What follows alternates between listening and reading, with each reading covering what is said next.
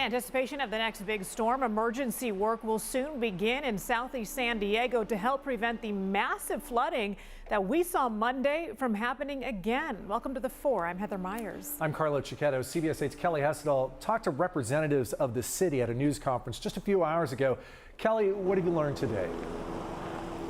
Well, I've learned that starting tomorrow, this flood channel near 38th Street and Alpha that runs up through Ocean View Boulevard, city crews will begin clearing it. I'm told the communities of South Crest and Mountain View should expect to see this channel cleared in the coming days. Now, will that be enough? Here's what the city said. If we get another 1,000-year flood event, it's going to happen again. There's the only way to do anything differently is actually to widen the channel. That said, we are with the emergency provisions and the contracting and the contractors we have on site. That's going to help. Will it protect us from a 1,000-year storm? No, it will not. Believe it or not. And that was Kris McFadden.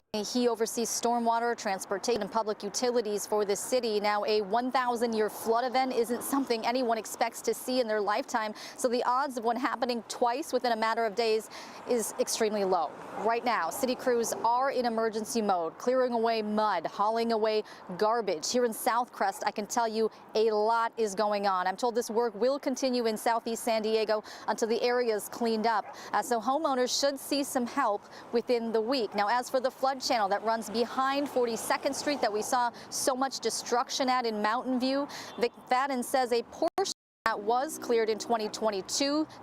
2,000 tons of trash and debris were hauled away. He acknowledges the city needs to do a better job of communicating with homeowners on what's going on.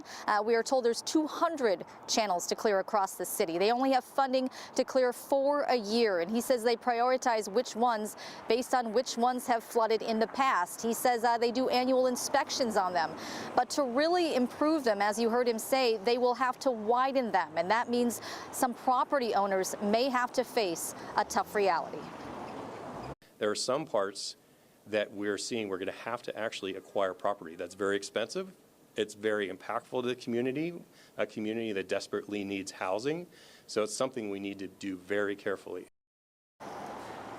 And he says a development that happened years ago would never be allowed to happen today. So again, as you heard him say, to really make some long-term improvements, the reality is some of these properties might need to be acquired by the city. Heather and Carlo.